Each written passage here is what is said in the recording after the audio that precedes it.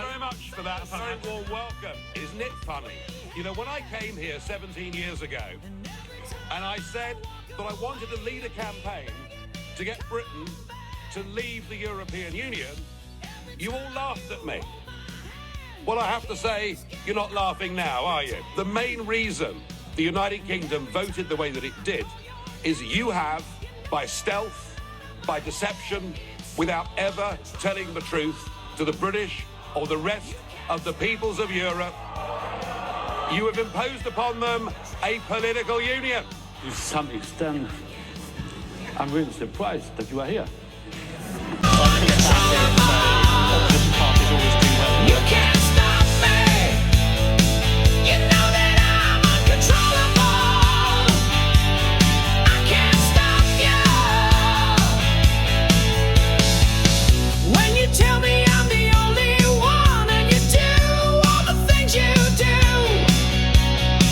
you know it's just a matter of time until I gotta give it to you. I know you know what I'm talking about, 'cause I see it in your eyes. You don't gotta say a single word, it's just a little word to the wise. It's so uncontrollable. You can't stop me. You know that I'm uncontrollable. It's a big day, and minor celebration. The really important thing here is not the detail. We'll discuss the detail over the next couple of years.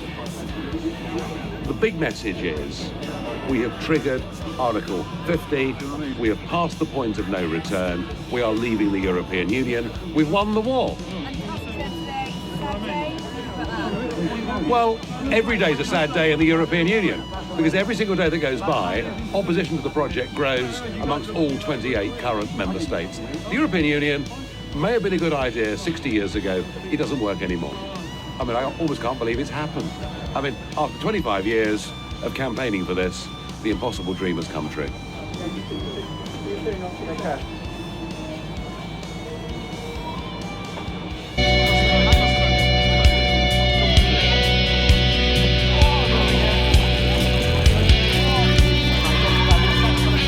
People on it. This boat, yes, I can. A French naval vessel called Hermorvan shadowed this boat all the way through French waters, keeping very close to it all the way. They've now got over the line into England. The French naval vessel has dumped them. This victory brings down this failed project and leads us to a Europe of sovereign nation states, trading together, being friends together, cooperating together, and let's get rid of the flag, the anthem, Brussels, and all that has gone wrong.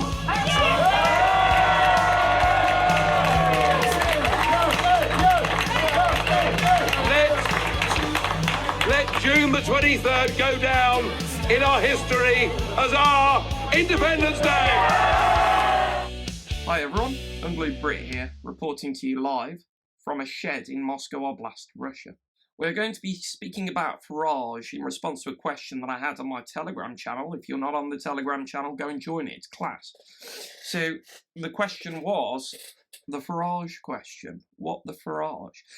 So the one question was related to the image. Now the image, I'll just quickly pop here so you can see it. And it says, a new dawn has been broken. And Nigel Farage just might be our next Prime Minister. Okay. And the question reads as follows. How important are local parliament elections in England? And Farage is not the best choice, but not the worst at the moment in England. Right, so the importance of local parliament elections are you get to elect your local councillor, which is basically, these are the guys who take the complaints from local residents, they do things to deal with potholes and day-to-day things in your local area. So they are rather important because whoever is going to be your councillor, how best they manage to deliver the funding to the right places, such as, you know, fixing your potholes, dealing with your local infrastructure, you know, all of the day-to-day things that you come across in your day-to-day life in Britain are dealt with by your local council, and that's what the election was basically about. Now, as you can see by these results, they are, I'd go as far to say, revolutionary, actually. These are an absolute upending of the status quo in Britain. As we can see, the Conservatives, rightly so, lost 679 councillors. Labour lost 188. Reform gained 677. Independents gained 13, Lib Dems up 163, and Greens up 45. So we can see there by those results, goodness gracious, like the whole of Britain in terms of local councils has just flipped. And I can guess an idea as to why this may be the case. So the thing is, in Britain, right, going all the way back to, I would say, Tony Blair, what happened was, of course, he screwed the country. He royally screwed the country.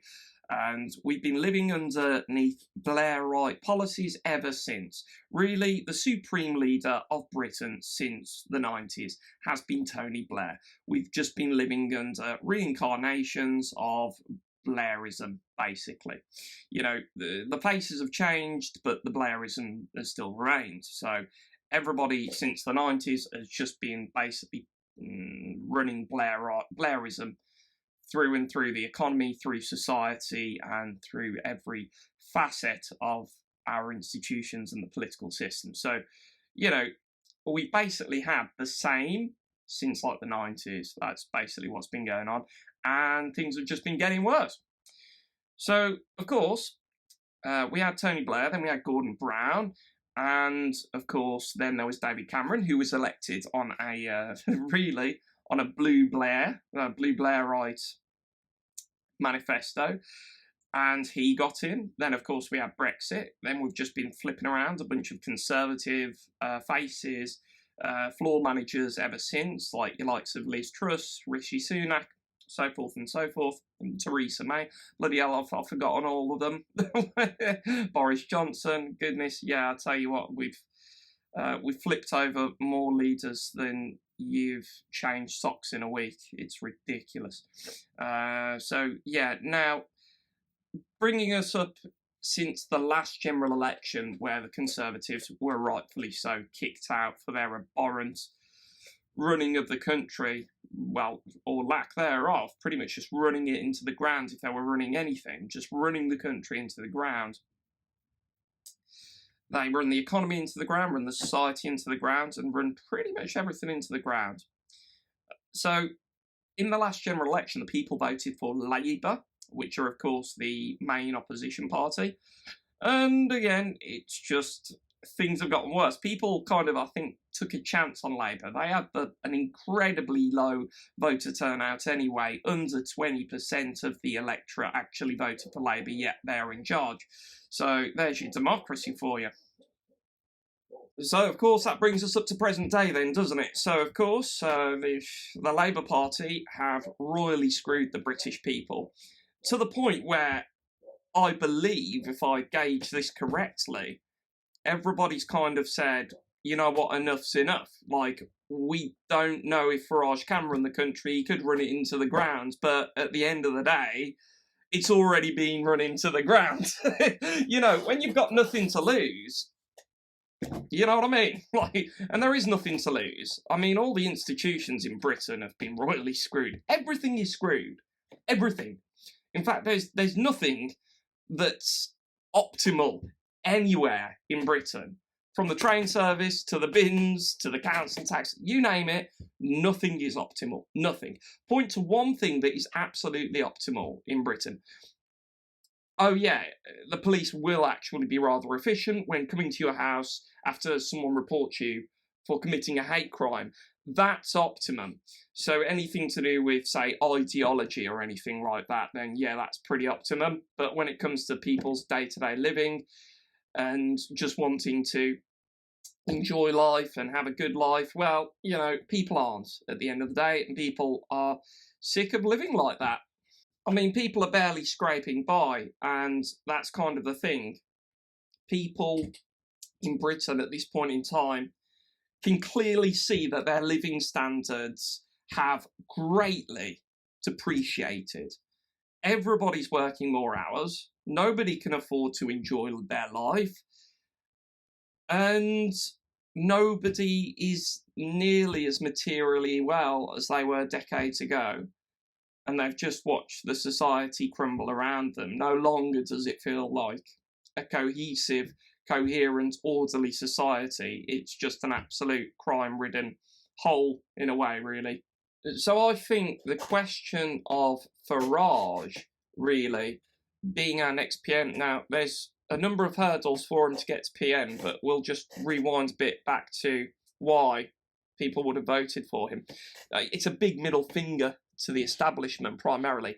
Even people that don't like Farage would see that it's a huge middle finger to both the Conservatives and Labour, who have screwed the country for decades.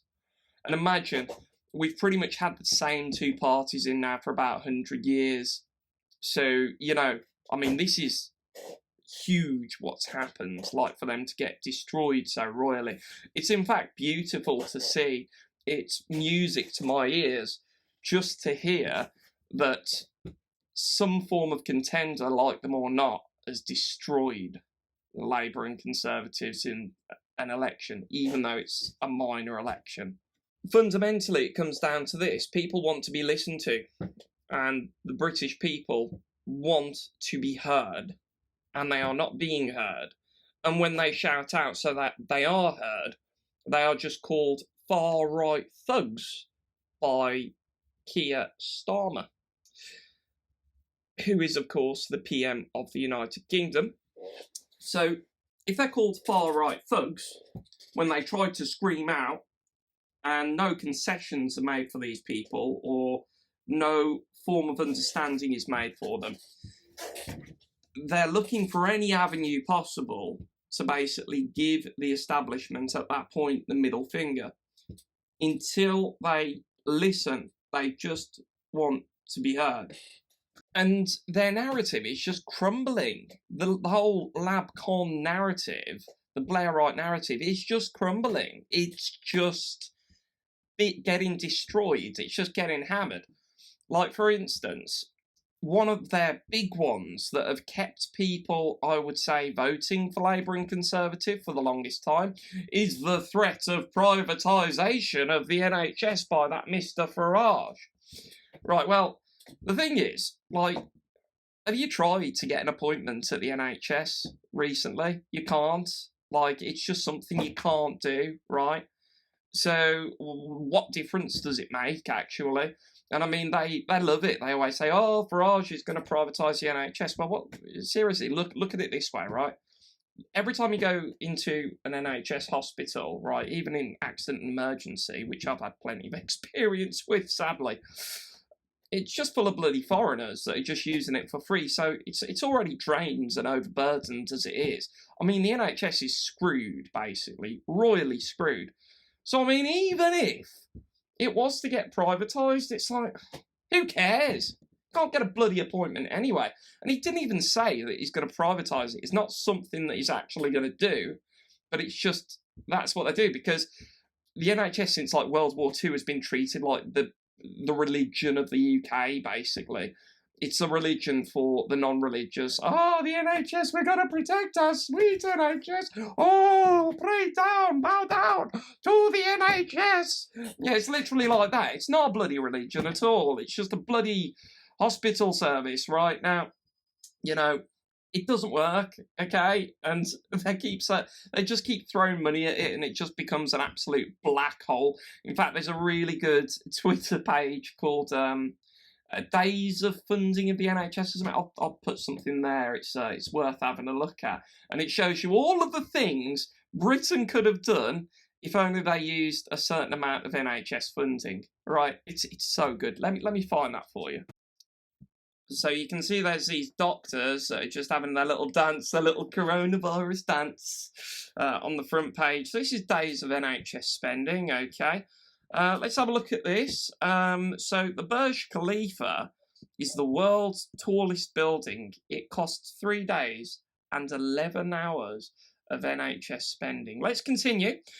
So farmers must pay inheritance tax to fund the NHS. That's 560 million, and that's 25 hours of NHS spending. Let's continue on.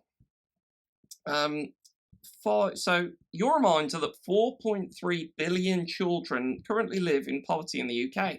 Here's a picture of King Charles with his crown jewels worth 5 billion. 5 billion is 9 days of NHS spending. Let's continue.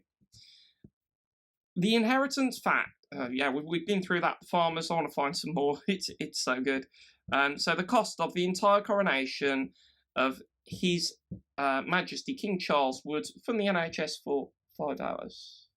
Okay, let's continue on. It's so good. So the Three Gorges Dam in China generates up to 112 terawatt hours of energy a year. 40% of the UK's energy consumption. 11 weeks of NHS spending. Do you see where this is going here? So this NHS that we're throwing this obscene amount of money at, right? Like obscene amount of money, would literally solve all of the UK's issues. Literally all of them would get solved, right? So, you know, this idea that this is like some religion that we're meant to worship and just keep throwing money at, I'm sorry, I'm going to piss so many British people off. Oh, we love our NHS. No, I don't. I think it's ridiculous, to be honest. Like, you know, and just stop saying it's the best in the world, right? I'm sorry. In Russia, I've had a lot of experience with hospitals here, you know, like, and I pay for them as well. And yeah, I'm paying like the equivalent of about 20 quid for a checkup and, well, an appointment basically. And it's like, you know, I get seen like straight away sort of thing. Like they do have a public hospital system, but I don't use it. I'm not entitled because I'm a foreigner. And that's why. So even if Farage was going to like privatise the NHS, right? I don't care. Nobody cares anymore. Nobody cares. Okay, like, what's the point if you can't even get a bloody appointment with your doctor in the first place? Like, you know, in Russia, the doctor can come to you. Right, literally, he can come to your house. Literally, that's kind of the way it works. You can't even bloody, you know, some things. I've heard of people staying on the NHS waiting lists for like, how long? Like a year in some cases. During coronavirus, people couldn't even get an NHS dentist. So they were yanking their own teeth out. That's no joke. So, yeah, bloody NHS. Bloody tosh. If they're privatising it, I don't care. To be honest, like, I know it might be a thing for British people, right, fine, and you're going to get all defensive because it's the nation's religion. I really don't care about the NHS, to be honest. Don't care.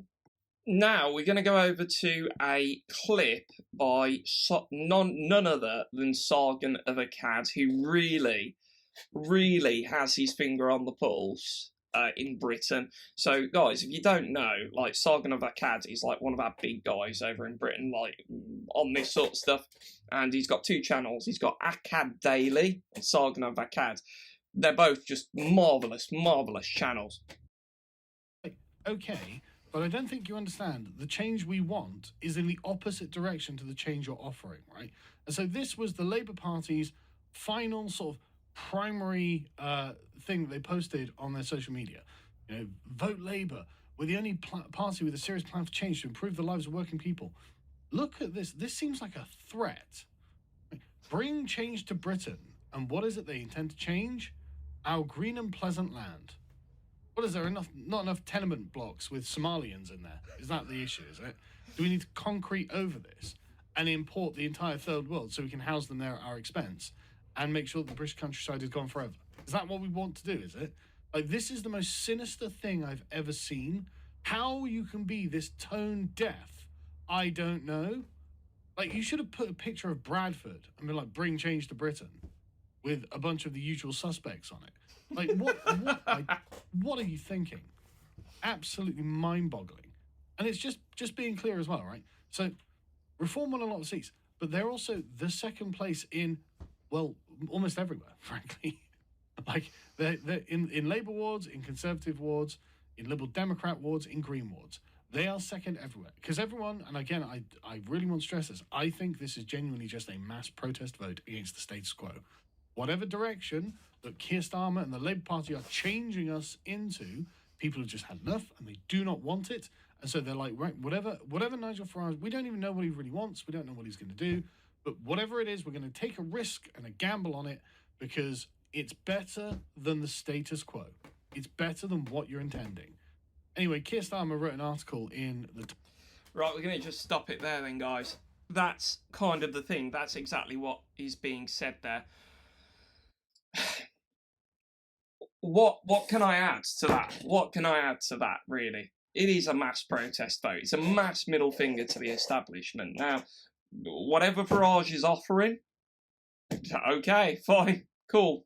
But because at the end of the day, we're already being screwed, royally screwed. So it's like, well, you know what I mean? Could it get any worse than how bad it is now? Don't know about that. I don't think so. So, you know, I'm kind of in a position with it where it's kind of like, well, you know, like that poster, Plan to Change Britain. It's like with a picture of the beautiful green countryside, the Shire from Lord of the Rings. And it's like, yeah, we need to change that. Yeah, like... like, it was fine. That's the point. Like, lack of change would actually be nice. Like, the fact that we need change is to get away from their change, you know? We want to change back to having no change, basically, you know? Like, I mean, we also know that the country's nearly on the brink of civil war. It's almost like a tinderbox that's just waiting for the flame at this point. So it's kind of like, you know... Why not? Why not, Farage? To be honest, why not? Why not? Like, when you're already screwed and you got nothing to lose, why not? And yeah, it's like the only opposition to Farage is basically saying, yeah, like he'll screw the country. Dude, the country is already screwed. Look at your energy bills. Look at the crime on the street. Look at the amount of homeless people there are everywhere. Look at all the drug addicts that are just so apparent and everywhere in your streets. Look at the small migrant boats that are coming over. Look at the blooming, you know, grooming gang scandal. Look at all of these things, for crying out loud. And that's what Labour and Conservative have cooperatively given to the British public. They've given their middle finger, and now this is a big middle finger back. So, to be honest, yeah, like, I'm not, these days, the biggest fan of Farage, to be honest with you. However, to see my people give the biggest middle finger to the establishment that they have ever witnessed, for me, is just something to be proud of. So, yeah, on this day, I'm rather proud of the English for what they've done. Well done. Well done.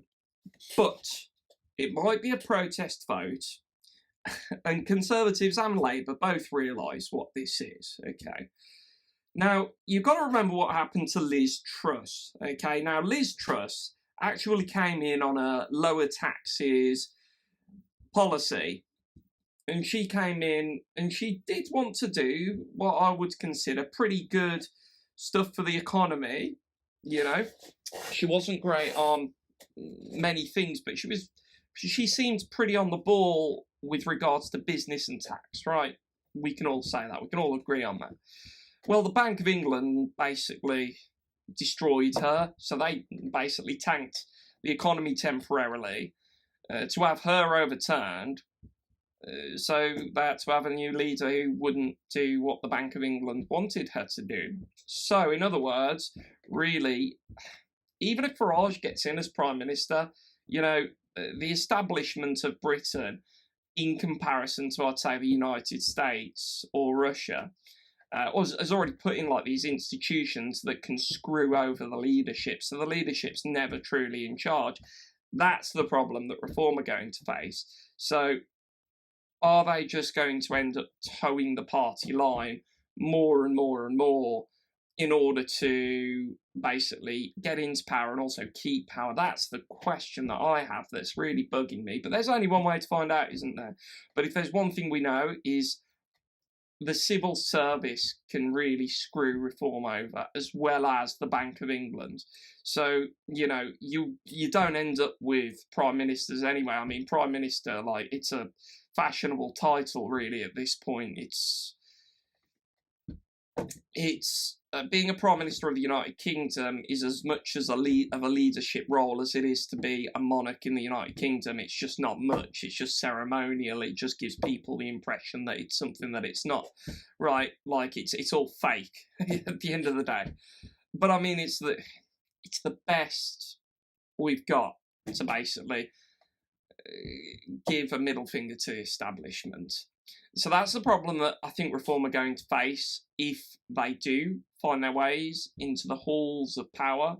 If that happens, then of course I believe that would be, ultimately, it's an experiment at the end of the day. Like, when you got nothing to lose, it's just like, you know what, let's just try something else. Let's just give something else a go, you know? So I think that's what everyone kind of thinks. It's like, well, if you're screwed anyway, you know. So I think that's what's going to happen. But then when they get into power, then that's going to be where the real problems start, because then, yeah, they're going to have the civil service fundamentally working against them and trying to destroy them and trying to take them down on their policies, as well as the Bank of England doing nefarious activities such as tanking the economy while they're in power until people vote for someone else. But I think even now it's like the economy's so screwed as it is in Britain. Like, it's just such a screwed economy. Like, everybody's doing better than the British. Everyone. So it's kind of like, well, you know, at the end of the day, even if they do tank the economy, it's like, well, at this point, it's tanked. It's already done. I mean, a little bit more tankage. What's the worst that can happen? You know what I mean? So, yeah, I think that's where people are at now. So, yeah, I'm not the biggest fan of Farage, personally. However, I mean, it's change, isn't it? It's change, and at least it kind of keeps us away from civil war for a little bit longer if they do get into power, for crying out loud. Yeah, but the one problem that with Farage is that he only wants us to go back to, I would say, like a 1980s, 1990s form of neoliberalism, right? Like before woke and, you know, where we were a while ago, basically. But the problem with policies like that is they never last, right? You've got to move forward into the future with policies, with new policies, new updated policies. You can't go back because that's only temporary. There's only forward. And that's the thing. I believe Farage would like us to go back to a time of Thatcherite economics, which has its place, fine, cool. But I think, again, on the social issues and stuff like that, it's just not, I mean, it's the best you're going to get. Like, all we can offer for this is a Farage. You know, it's all you've got, because, again, I mean, Farage can kind of cozy up to the establishment in a way that, you know, other people and other parties just can't do. You know, the ones that are true and right. Like, let's take the Heritage Party, for example. I love the Heritage Party as well as the English Constitutionalist Party. Are they going to get to power? Nah, probably not. Probably not. Not anytime soon. Absolutely not. So it's like, you know, the ones that are true will just, bam, get knocked down and be kept out of power. So I do understand somewhat where Farage is coming from, where he's trying to kind of toe the party line, as well as, you know, try and put out a bit of spice, throw out a bit of red meat to the crowd from time to time, you know. I don't know, but at the end of the day, it's something, isn't it? It gives us kind of a bellwether as to what the atmosphere in the country is. So, yeah, it's something. Right, anyway, that's my bit on Britain and the local elections. I hope that it was useful, enjoyable, and you enjoyed it. Do join my Telegram channel, and don't forget to subscribe if you want to keep up to date with videos such as this. Let me know your thoughts in the comments below on what you make of the local elections, or what you make of Farage or what have you. And yeah, I'll see you in the next one, guys. Take care. You're a fraud. Here are the facts about fishing. Britain makes more money than any other country in Europe from fishing. 2. Britain has the second largest quota for fish in Europe after Denmark. 3. Britain has the third largest landings. 4th, you are no fisherman's friend. You were on the European Parliament Fishing Committee and you attended 1 out of 43 meetings. You're a fraud, Nigel. Go back down the river because you're up one without a canoe. What do you make of what's happening in the invite? Disgusting. Rich people laughing at poor people. They're multi-millionaires, happy to see this industry go to the wall on a big boat, effectively laughing at working communities being destroyed. Absolutely disgusting.